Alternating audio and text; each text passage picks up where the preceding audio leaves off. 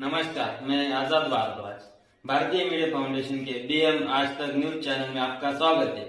तो चलो आज की देश भर की ताजा खबरों पर डाले एक नजर। तो आज के लिए लाए एक अहम खबर।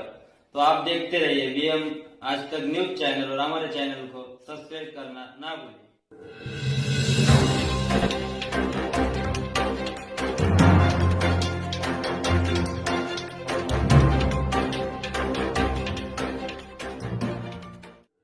नमस्कार, बीएम आज तक न्यूजमध्ये आपलं सर्व प्रेक्षकांचं स्वागत। आज आपण अहिल्यानगर जिल्ह्यातील राजूर शहरात असून आज जी नाशिक जिल्ह्यामध्ये मालेगाव तालुक्यातील डोंगराळे गावातील यज्ञा दुसाने या 3.5 वर्षाच्या चिमुकलीवर अत्याचार करून तिला अमानुषपणे मारण्यात आले, त्या मारणाऱ्या नराधमास फाशीची शिक्षा व्हावी यासाठी निवेदन देण्यात आले व शोकसभा घेऊन यज्ञाला श्रद्धांजली देण्यात आली। चिमुकलीला न्याय मिळालाच पाहिजे, चिमुकलीला न्याय मिळालाच पाहिजे, नराधमाला फाशी झालीच पाहिजे, नराधमाला फाशी, नराधमाला फाशी, नराधमाला फाशी, चिमुकलीला न्याय, चिमुकलीला न्याय, नराधमाला फाशी,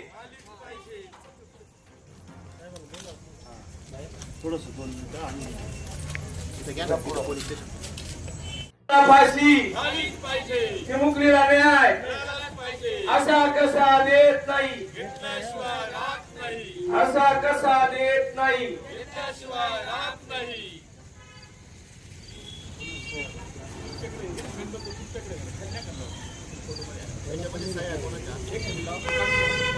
राहिलेत कोणाच्या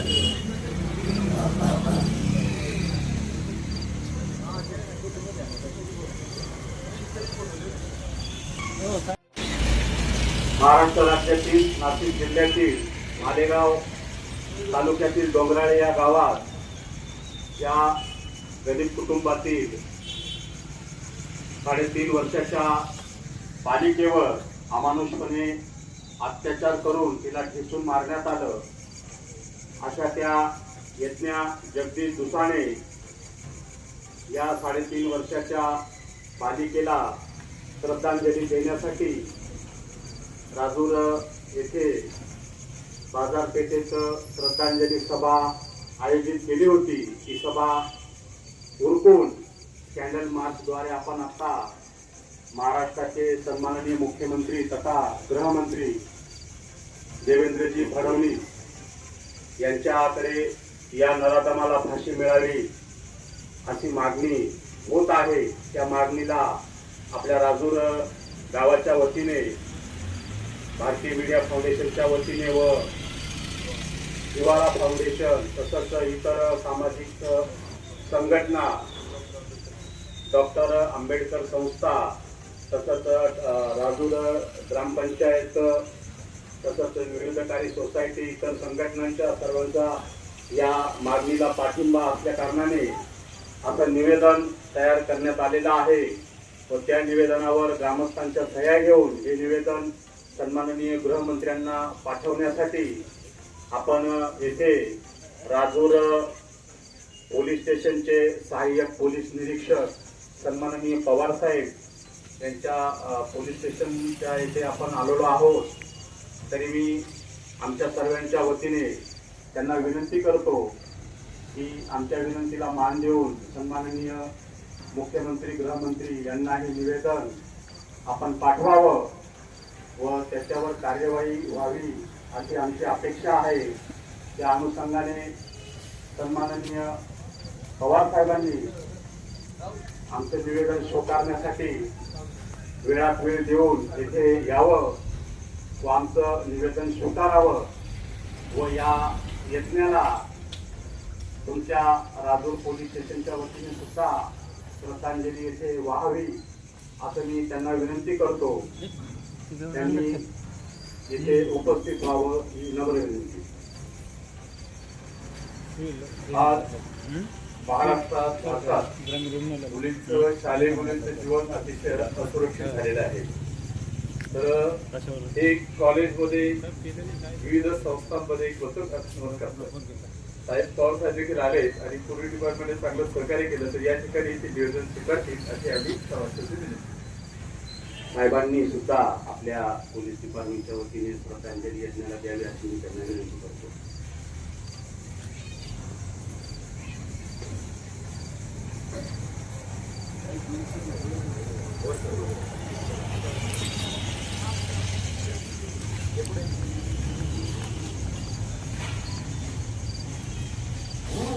जी घटना घडली ती एकदम अत्यंत दुर्दैवी आहे. असं घडायला नको. आता ते थोडं मी पण न्यूजमधूनच ऐकतोय. ॲक्च्युली माझं गाव तिकडचंच आहे, सटाणा तालुक्याला. तर थोडंसं त्याच्यात असं निदर्शनात येतं आहे की ती जी व्यक्ती असेल आरोपी ती घरच्यांच्या चांगल्या परिचित होतो. म्हणजे याचा अर्थ काय होतोय की आपण ह्या गोष्टींकडे काय करतो, दुर्लक्ष करतो. म्हणजे आपल्याला ह्या गोष्टी जर लक्षात येत असतील तर आपण त्याच्यावरती त्वरित म्हणजे असं काय तुम्हाला लक्षात असेल कोणतरी आपल्या घरच्यांशी मुलांशी कॉन्टॅक्ट करण्याचा प्रयत्न करतोय किंवा जवळ येण्याचा प्रयत्न करतोय, तर तुम्ही त्या गोष्टींना वेळेत काय करा, निर्बंध घाला किंवा वेळेत त्याच्यावर आळा घालण्याचा प्रयत्न करा. आणि आपल्या मुलांची सुरक्षा आपणच करू शकतो, दुसऱ्यांवर आपण डिपेंड राहू शकत नाही. आपलं मुलं आपल्यापासून बऱ्याच वेळेस शाळेत जातो, लांब राहतो, पण जर घरात पर्यंत कोणी येण्याचा प्रयत्न करत असेल किंवा पोलीस कोणावर, आता तुम्ही थोडंसं ऑब्झर्व करत असाल की केलं असं माहित नाही, आमचा तोच अभ्यास होते, रोज तेच बघतो 12 वर्षापासून आम्ही हेच गोष्टी बघतो. तर त्याच्यात होतं काय, हे गुन्हे करणारे जे व्यक्ती असतात ते गुन्हेगार असतात, ती घरातली किंवा जवळची व्यक्ती असते. लक्षात ठेवा, काय कोणाची नजर कशी असेल, कोणाच्या मनात काय विचार असतील हे आपण सांगू शकत नाही. या जवळच्या लोक असतात बऱ्यापैकी, मे बी चुलत भाऊ असू शकतो, मामा असू शकतो, भाचा असू शकतो, कोणी राहतं. या लोकांची नजर बऱ्याच वाईट असते. त्यांच्या मनात काय विचार आहे हे माहित नाही. ते जरी प्रेमाने आपण जवळ घेतात तर त्यांना समजलं पाहिजे हा प्रेमाने घेतोय का इतर मनात विचार करून घेतोय. तर त्याला म्हणतात गुड टच बॅड टच. या गोष्टी शिकवल्या जातात मुलांना, आता हळूहळू शिकवत आहेत. तर त्यांचं वय तेवढं समजण्यापलीकडे असतं, त्यांना नाही लक्षात आहे की चुकीचं आहे की चांगलं आहे. तुमच्या लक्षात काही गोष्टी आल्या पाहिजे आणि त्यानुसार तुम्ही आपल्या मुलांची काळजी घ्याल मी अपेक्षा व्यक्त करतो. आणि मी माझ्यातर्फे स्वर्गीय यज्ञा जगदीश दुधाणे यांना या मुली भावपूर्ण श्रद्धांजली व्यक्त करूया. 2 मिनिट शांत हो बघा.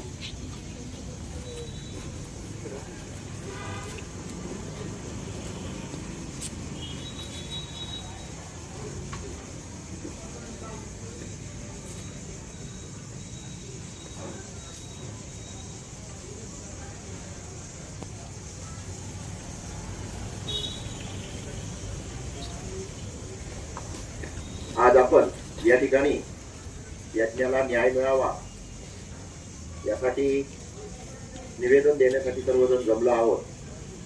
या निमित्तानं जसे हे प्रकार शहरामध्ये घडतात तसे आता सध्या हे प्रकार आपल्याला ग्रामीण भागामध्ये देखील मोठ्या प्रमाणावर घडताना दिसून येतात. म्हणूनच या निमित्तानं मी राजूर पोलीस स्टेशन येथे आहे पवार साहेब यांना विनंती करतो की आमच्या राजूर गावामध्ये 2 महाविद्यालय आहेत.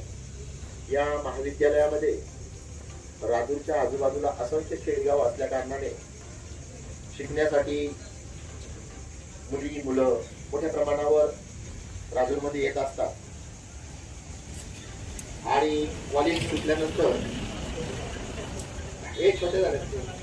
कॉलेज सुटल्यानंतर राजूर बस स्टँडवर मोठ्या प्रमाणावर मुला मुलींची गर्दी होते. तसेच काही रोड रोमिओ गणपती मंदिरापासून तर कॉलेजपर्यंत अतिशय वेगाने ट्रिपल सीट मुलींची छेड काढण्यासाठी अथवा त्यांना त्रास देण्यासाठी रोज 11:30 ते 12:30च्या दरम्यान मोठ्या प्रमाणावर मुलांचं गस्त दिसून येतो. त्याचप्रमाणे प्रोजेक्ट ऑफिस या ठिकाणी समोर त्या पडलेल्या वास्तूमध्ये तिथे छोटं हॉटेल आहे, त्या ठिकाणी सुद्धा टवाळखोर मुलं उभी असतात. अशा या टवाळखोर मुलांचा आपण बंदोबस्त करावा, जेणेकरून मुलींच्या मनातली भीती थोड्याफार प्रमाणात का होईना कमी होईल. आणि 11:30 ते 12:30च्या दरम्यान आपण राजूर बस स्टँडवर एक दोन चक्रा माराव्या किंवा आपला एखादा प्रतिनिधी एक अर्ध्या एक तासासाठी तरी द्यावा.